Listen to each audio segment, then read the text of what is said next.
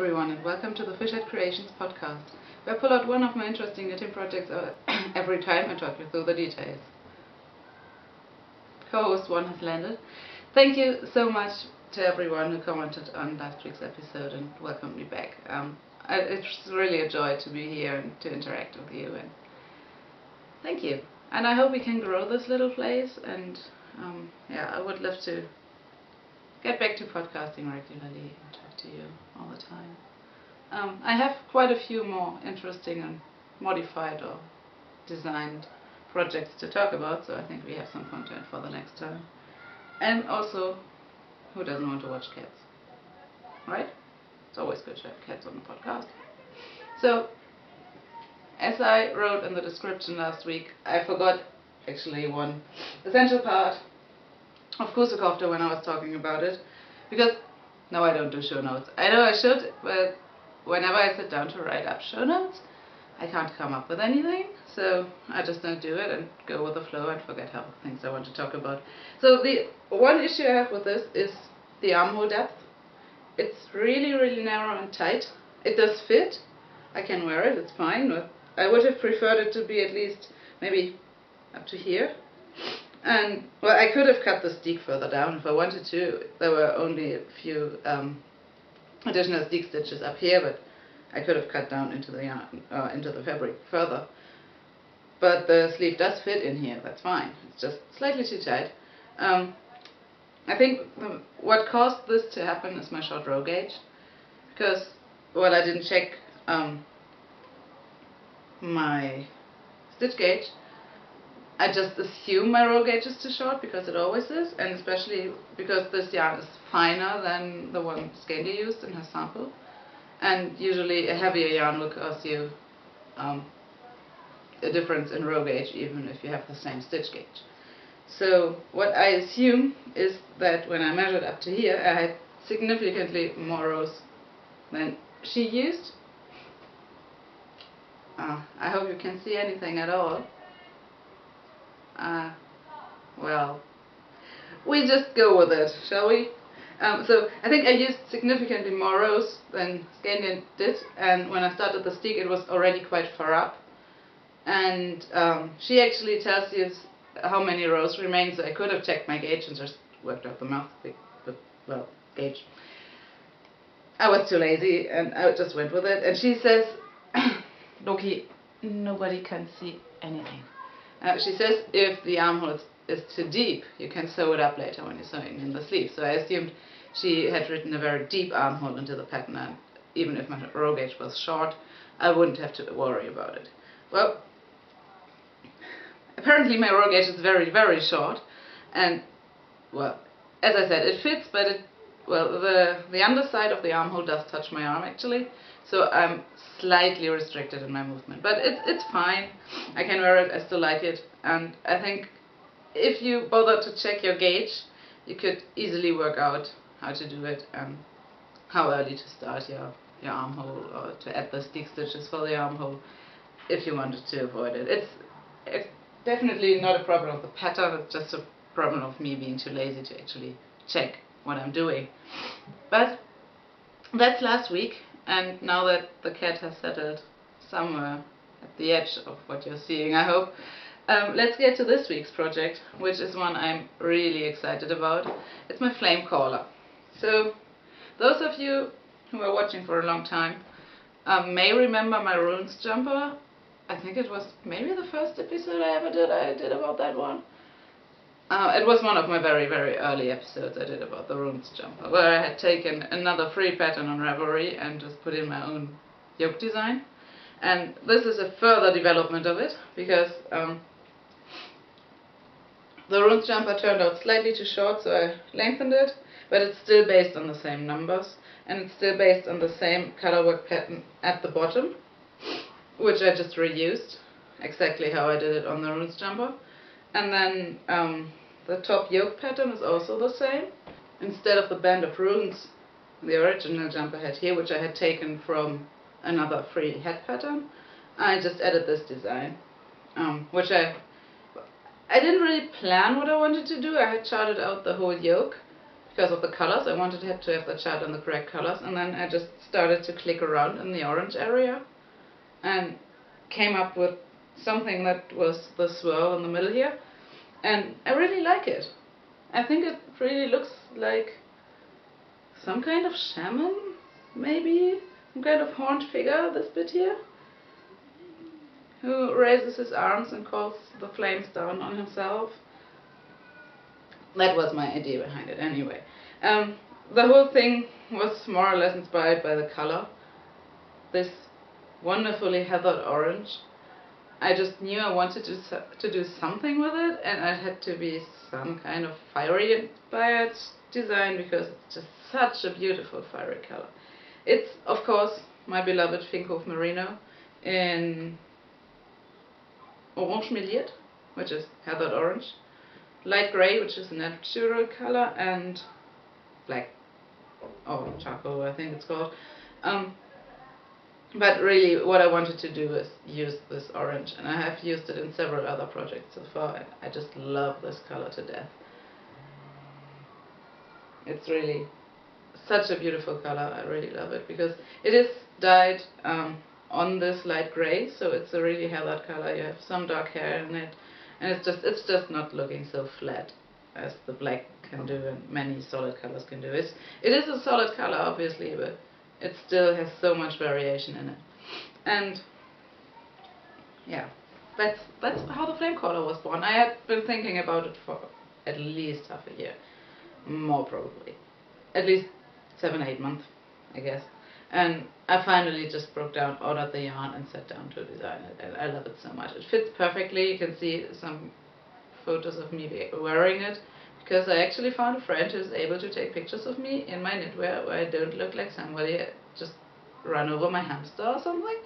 Because apparently the trick to taking good pictures of me is making a complete fool out of yourself as a photographer, and also set your camera to serial pictures, so it does take a whole ton of pictures in very rapid succession, because then you will catch that split second in between me not smiling and me having closed my eyes.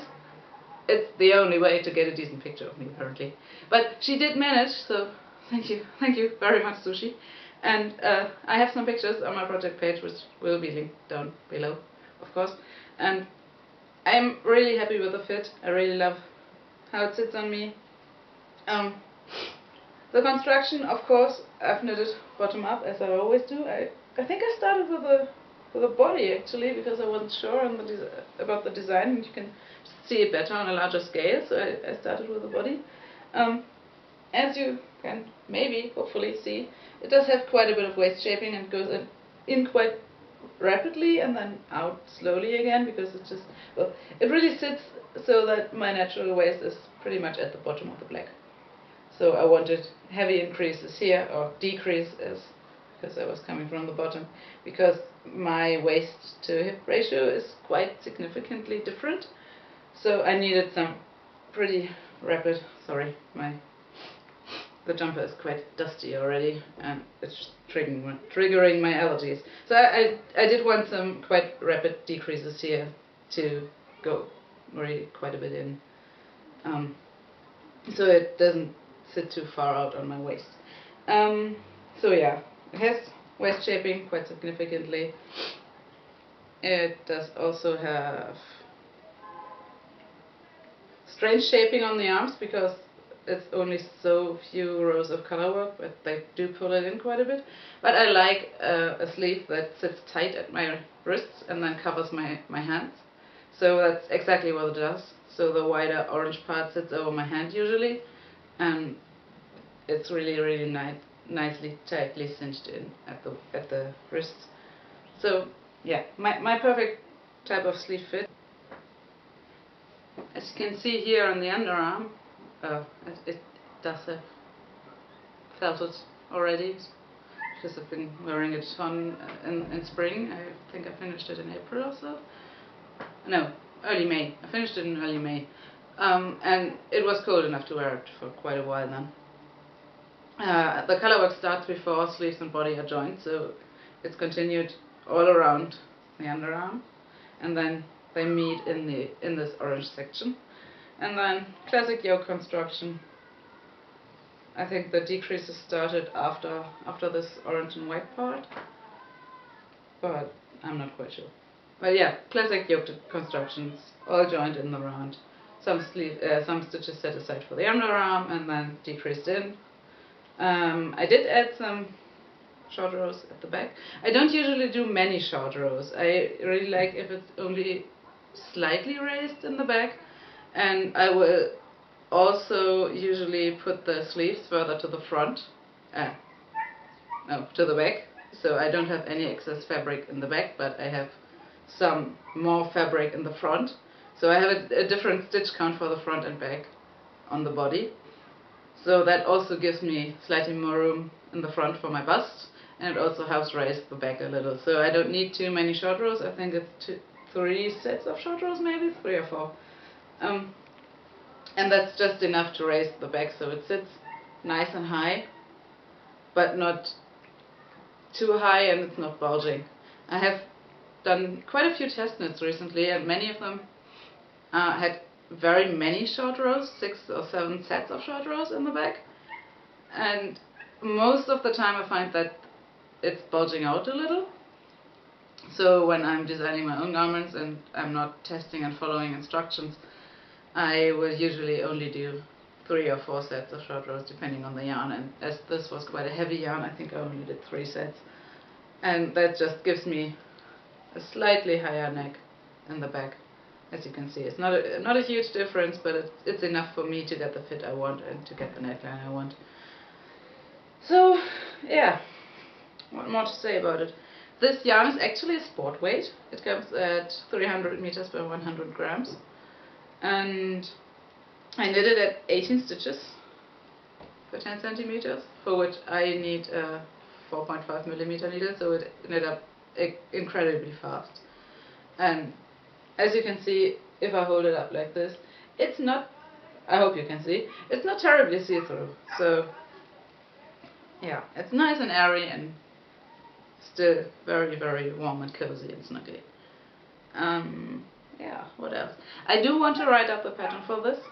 I'm just not quite sure how to do it, and also, well, the pattern repeat is an 8-stitch repeat in the yoke, so it's quite easy to grade, I guess, because that's one repeat is less than 5 centimeters difference, so it should be quite easy to get a decent range of sizes, and then just add a few more decreased rows at the top for the larger sizes, so they don't get such a wide neckline as they do in some patterns.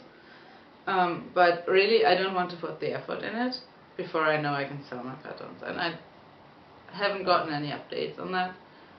I might during the next few days, but so far nothing has moved in the right or wrong direction or anywhere.